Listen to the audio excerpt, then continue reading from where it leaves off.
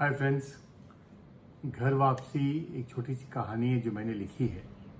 मैं आशा करता हूँ ये नरेशन सुन के आप लोगों को उतना ही आनंद आएगा जितना मुझे इसे लिखते हुए और ये नरेशन करते हुए आया है। घर वापसी कहानी है हमारे हीरो रजत कपूर की, जो दुबई बेस्ड हैं, एक अमेरिकन इवेंट मैनेजमेंट कंपनी के सीईओ हैं। रजत कपूर एक सीधे साधे सिंपल आदमी हैं। वो अपने असूलों से जीते हैं। उनके असूल हैं कि honesty is the only policy one should live by. कभी किसी से नाइंसाफ़ी नहीं करनी चाहिए और जितनी चादर हो उतना ही पैर पसारना चाहिए। ये कहानी तब की है जबकि देश दुनिया भर में रिसेशन था, सब जगह फाइनेंशियल क्राइसिस थी। ये फाइनेंशियल क्राइसिस दुबई में भी हो गई। दुबई में कंपनियां बंद होनी शुरू हो गई। हर जगह एक टेंशन का माहौल था। ऐसे ही एक टेंशन के दिन में रजत ऑफिस में आते हैं, अपने अकाउंटेंट रंगास्वामी को बुलाते हैं और कहते हैं कि हमें ये office by the end of this month बंद करना होगा क्योंकि Dubai operations are no longer profitable and our bosses in America want us to close the down. Rangaswamy के आंख में आंसू आ जाते हैं। बोलते सर, हमारे पास इतने फंड्स है नहीं कि हम सारी स्टाफ की पेमेंट क्लियर कर सकेंगे। रजत कहते हैं डोंट वरी, मैं किसी नाइंसाफ़ी नहीं होने दूंगा। I am responsible for this company.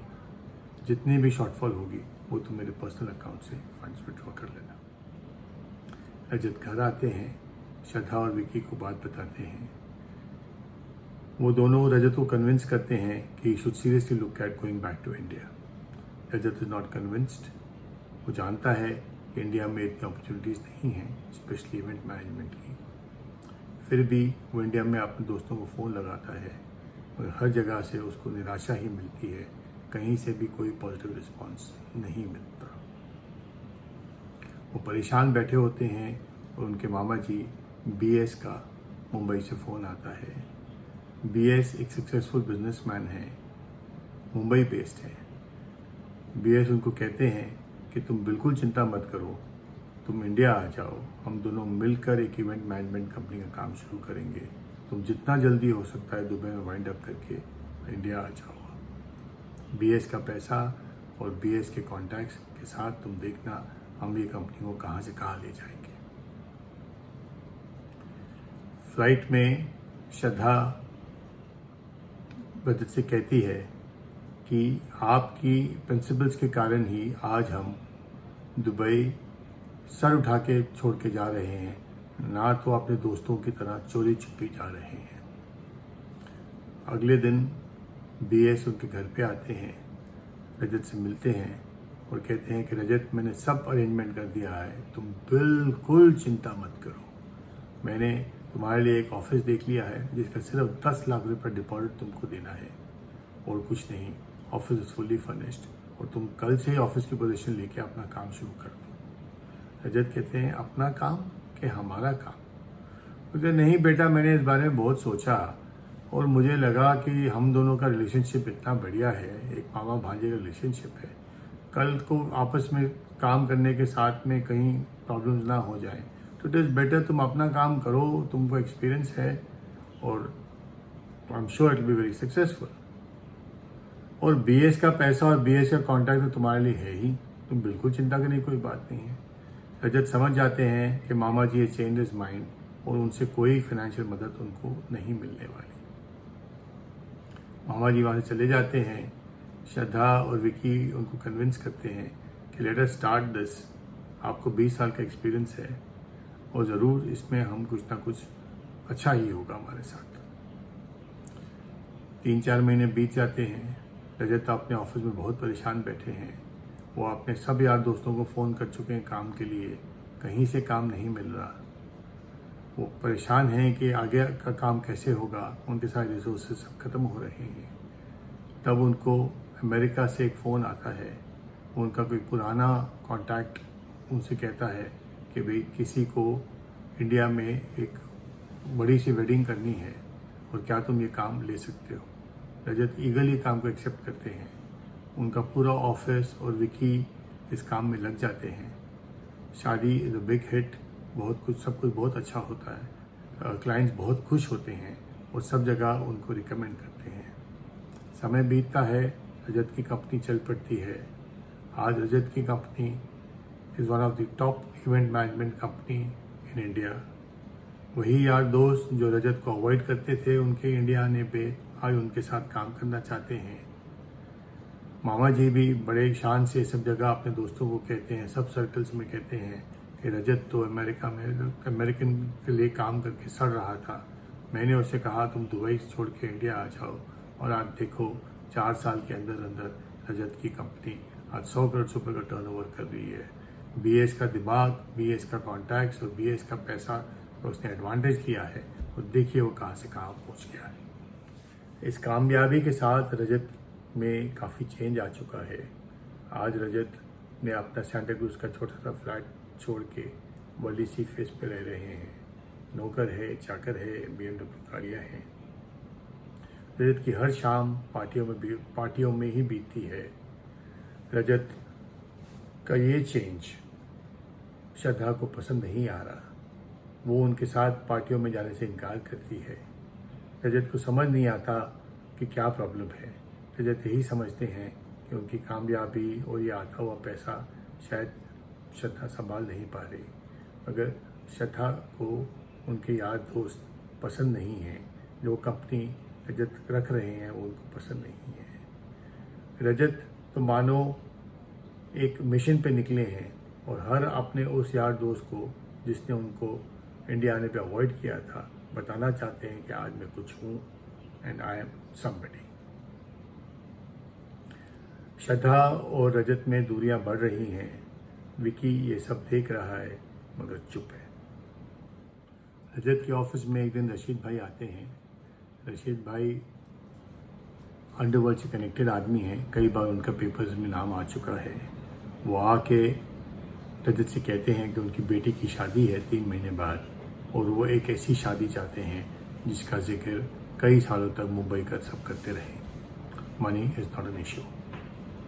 Rajat is very excited. वो अपने स्टाफ की मीटिंग बुलाता है और उनसे कहता है कि we must make a proposal and give it to Rashid भाई within a week's time. This is an opportunity to make a lot of money. Vicky इस बात से सहमत नहीं है। वो मीटिंग में कहता है कि ये कॉन्ट्रैक्ट हमें नहीं लेना चाहिए। We should not do this wedding because Rashid भाई कनेक्टेड आदमी हैं अंडरवर्ल्ड के साथ, और कहीं हमारी कंपनी के ऊपर उनके कारण कोई प्रॉब्लम ना आ जाए। रजत में और विकी में इस बात को लेके तू मैं हो जाती है। बढ़ते बढ़ते आर्ग्यूमेंट बढ़ती जाती है। सारा स्टाफ देख रहा है कि बाप बेटे में आज बन नहीं रही, दोनों अलग अलग राह में चलना चाहते हैं। विकी अकेले ऑफिस में बैठे हैं। वो दोपहर की मीटिंग के बारे में सोच रहे हैं। उनको अफसोस हो रहा है कि मैंने रजत से कैसे बात की, मुझे ऐसे बात नहीं करनी चाहिए थी। इतने में बशीर भाई की एंट्री होती है। बशीर भाई के हाथ में 2 बैग्स हैं। वो आके विकी से कहते हैं कि ये एडवांस रशीद भाई ने भेजा है। विकी बैग्स खोलते हैं, दोनों बैग्स पैसों से भरे हुए हैं। वो एडवांस लेने से मना कर देते हैं और बशीर भाई से कहते हैं कि ये बैग्स तुम यहाँ से ले जाओ, और जो तुमको पेमेंट करनी है हमको प्लीज़ पे चेक ही करें। इस बात को लेके दोनों में एक आर्ग्यूमेंट सी शुरू हो जाती है। आर्ग्यूमेंट बढ़ते बढ़ते हाथापाई में शुरू हो जाती है। बैग्स नीचे गिर जाते हैं, पैसा यहाँ वहाँ उड़ जाता है, गिरना शुरू हो जाता है। सारा फर्नीचर यहाँ बिखर जाता है। इतने में पुलिस की सायरन की आवाज़ आती है। सायरन की आवाज़ सुनते ही बशीर वहाँ से भाग जाता है। पुलिस ऑफिस में आती है। ऑफिस में पैसा देख के विकी को अरेस्ट करती है for involvement with the underworld. अगले दिन हर पेपर में आ जाता है, businessman arrested for alleged involvement with underworld. More than ₹3 crores found in cash in the raid. रजत अगले दिन विकी को लॉकअप में मिलने आते हैं। वो उसे कहते हैं कि यू डोंट वरी, मैं आपको 1-2 दिन में ही यहाँ से छुड़ा लूँगा, मैंने बिल की एप्लीकेशन कर दी है। विकी रजत को कहता है कि पापा ये तो होना ही था एक दिन, आप अपनी राह से भटक गए थे। आप ही ने हमें जो असूल सिखाए थे कि honesty is the only policy one should live by and one should not work with people with tainted images. आप अपनी राह से भटके, मेरी लाख समझाने से भी आपने मेरी बात नहीं मानी और रशीद भाई जैसे आदमी के लिए काम करने के लिए आप मान गए। उसी का नतीजा है कि आज मैं इस मुसीबत में फंसा हूँ। विकी को 6 साल की सज़ा हो जाती है। रजत का काम अब बंद हो चुका है। वो आज टूटा हुआ इंसान है। कोई यार दोस्त उसकी मदद के लिए नहीं खड़ा। मामा जी भी उससे बात करने के लिए राज़ी नहीं हैं। उनका वर्ली सी फेस का फ्लैट बिक चुका है। परेशान घर बैठे हैं। इतने में रंगास्वामी, उनका जो दुबई का अकाउंटेंट है, वो आता है। आके उनके पाँव छूता और कहता है कि sir, I am very sorry, मैं तो इंडिया में नहीं था, नहीं तो मैं आपकी मदद के लिए बहुत पहले आ जाता। वैसे दूसरी तरफ देखते हैं, बोले तुम मेरी क्या मदद कर सकोगे रंगास्वामी। रंगास्वामी उसे बताते हैं जो इन्वेस्टिगेशन ऑफिसर है एसीपी महेश, वो उनके दूर के कज़न का बेटा है। अगले दिन श्रद्धा, रंगास्वामी, रजत और उनका लॉयर एसीपी महेश को मिलने जाते हैं। रंगास्वामी एसीपी महेश को बताता है कि रजत एक बहुत ही प्रिंसिपल्ड आदमी है, बहुत ही ऑनेस्ट और क्लीन आदमी है और उसको उनकी मदद करनी होगी। एसीपी हंसते हैं और रंगास्वामी से कहते हैं कि अंकल, आपको शायद कोई गलत इन्फॉर्मेशन मिली है। ये तो बहुत ही आवारा किस्म का आदमी है। मैंने कई बार इसकी पार्टियों में रेड किया है। वहाँ पे पार्टियों में बहुत कुछ हो रहा होता है जो मैं आपको बता नहीं सकता। हर बार ये अपने इन्फ्लुएंस के कारण निकल गया। मैं तो इसको कई बार गलत किस्म की लड़कियों के साथ भी पकड़ा है, मगर हर बार ये अपने इन्फ्लुएंस से निकल गया। ये सुन के रजत की आंखें शर्म से झुक जाती हैं। श्रद्धा उनको एक डिस्गस्ट की निगाहों से देखती है कि क्या ये वही आदमी है जिसके साथ मैंने इतने साल बिताए हैं। रंगास्वामी के दबाव में एसीपी उनके लॉयर को बताता है कि सीसीटीवी की फुटेज से ये क्लियर होता है कि बशीर में और विकी में हाथापाई हुई थी। उसका एक इंटरप्रिटेशन ये भी हो सकता है कि जैसा विकी कह रहे हैं, वो पैसा लेने से मना कर रहे थे और बशीर ज़बरदस्ती उनको पैसा देना चाह रहा था। ये बात लॉयर कोर्ट में पेश करते हैं। कोर्ट बेनिफिट ऑफ डाउट देते हुए विकी को बेल एप्लीकेशन एक्सेप्ट कर लेती है। विकी वापस घर आते हैं।